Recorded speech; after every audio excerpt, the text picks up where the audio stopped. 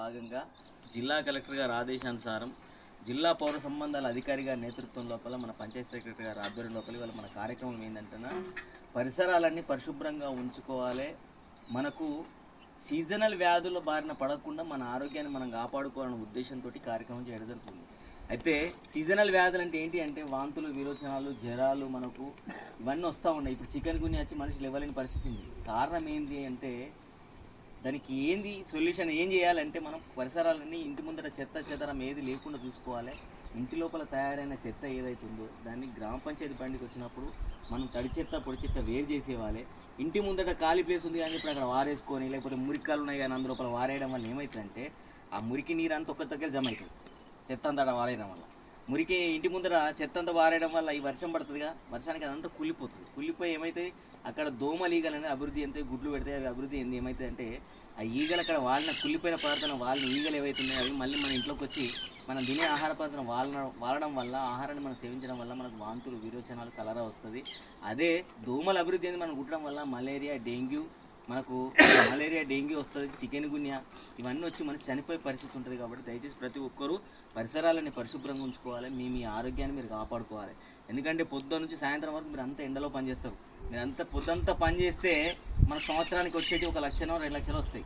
అదే ఇప్పుడు మనకు జ్వరాలు వచ్చి మన హాస్పిటల్లో పడ్డాం అనుకోండి, ఒక 2 రోజుల లోపల 2 లక్షలు వస్తాయి. ఇప్పుడు అట్లున్నాయి వ్యాధులు. కాబట్టి దయచేసి ప్రతి ఒక్కరి విషయాలని గమనించండి. పరిసరాలని పరిశుభ్రంగా ఉంచుకొని పొద్దున్న నుంచి మీరు అంతా చేస్తున్న పని అంతా చూస్తున్నాం మేము రాగానే అన్ని పరిసరాలను పరిశుభ్రంగా ఉంచుతారు. అయితే ఈ చెత్త జమైన చెత్తని ఖచ్చితంగా దాన్ని కాలబెట్టడం కానీ లేకపోతే అదేంది మరి డంపుకు అని తరలించాలి. దాన్ని అది అక్కడనే పెడితే మళ్ళీ ఏమైందంటే మళ్ళీ వర్షపు నీరు వాడడం వల్ల అవన్నీ కూలిపోతాయి. అవి చెట్లు కానీ అక్కడ చెదారం అంతా కూలిపోయి అక్కడ దోమలు ఈగలనేది తొందరగా అభివృద్ధి అవుతాయి. కాబట్టి దయచేసి ప్రతి ఒక్కరి విషయాలని గమనించండి. ఇంకొకటి ఏంటంటే ఆల్రెడీ దాదాపు అందరికీ మరుగుదొడ్లు ఉంటాయి. లేని వాళ్ళు కట్టుకోవాలి, ఉన్నవాళ్ళు అందులోపలనే మల విసర్జన చేయాలి. బయట డబ్బాలు పట్టుకుని పోయే సంస్కృతి మానుకోవాలి. ఎందుకంటే ఇప్పుడు కొత్త జబ్బులు వస్తున్నాయి. మీ అందరికి తెలిసిన విషయమే. అదేంటి కరోనా వచ్చి ఎంతమంది చచ్చిపోయాలో మీ అందరికీ తెలుసు. సడన్గా వస్తున్నాయి అవి.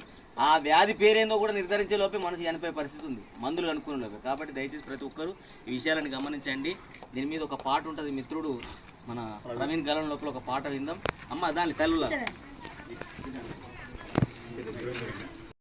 నిర్వహిస్తుంది.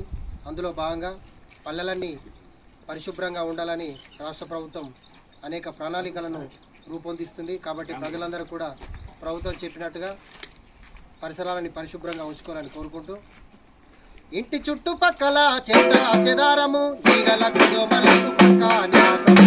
ఇంటి చుట్టుపక్కల చెత్త చెదారము ఈగలకు దోమలకు పక్క నివాసము. దేనికోని రోగాలు తెచ్చు కాలుష్యము మురికి నీరు దీనికి మూల కారణము. ఇంటి చుట్టుపక్కల చెత్త చెదారము ఈగలకు దోమలకు పక్క నివాసము. ఇంటి చుట్టుపక్కల చెత్త చెదారము ఈగలకు దోమలకు పక్క నివాసము. దోమకాటు వల్ల వచ్చు కొత్త జబ్బులు దవాఖానకెళ్ళి ధర వెయ్యాలి డబ్బులు. దవాఖానకెళ్ళి ధర వెయ్యాలి డబ్బులు.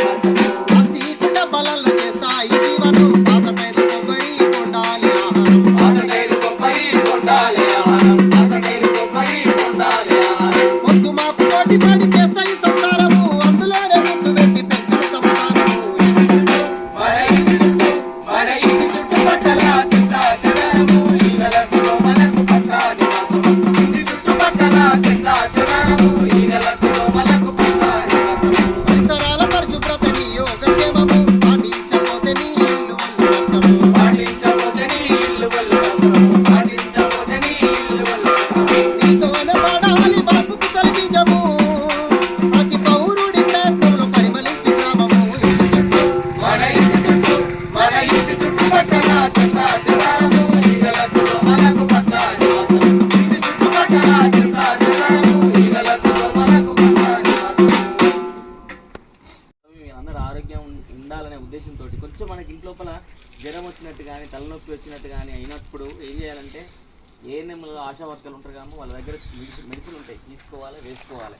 లేదు రేపు తగ్గుతుంది, ఎల్లుండి తగ్గుతుంది, జ్వరం చిన్న జ్వరమే కాదని చెప్పి నిర్లక్ష్యం వహిస్తే మనిషి చనిపోయే పరిస్థితి ఉంటుంది. ఎందుకంటే అది మెదడుకి ఎక్కుతుంది. ఇంకోటి ఏంటంటే జ్వరం అధికంగా వచ్చిందంటే కాళ్ళు చేతులు ఎవరిస్తలేవు. మీ అందరూ చూస్తుంది చాలామంది చికెన్ గునే వచ్చి ఈ ముక్కు నల్లగా అవడం, ముఖం నల్లగా అవడం, కొత్తగా ఇంతకుముందు ఇట్లాంటివి లేవు. కాబట్టి దయచేసి ప్రతి ఒక్కరు పరిసరాలను పరిశుభ్రంగా ఉంచుకోండి, మీ ఆరోగ్యాన్ని కాపాడుకోండి. మొక్కలు నాటండి, వాటిని సంరక్షించండి. అధికంగా మొక్కలు నాటడం వల్ల ఏమైతుందంటే స్వచ్ఛమైన గాలి వస్తుంది. కాబట్టి మనకు మంచి గాలి, మన ఇదేంటి ప్రాణవాయువు ఏదైతుందో అది ఆక్సిజన్ అనేది చెట్ల నుంచి వస్తుంది. కాబట్టి చెట్లు పెంచాలి. మనకు కాలుష్యమైన అంటే కార్బన్ డైఆక్సైడ్ వాయువుని పీల్చుకొని మంచి గాలిని ఇస్తాయి. కాబట్టి మనకు నీడని ఇస్తాయి, మనకు బతుకునిస్తాయి, మెతుకునిస్తాయి. చెట్లు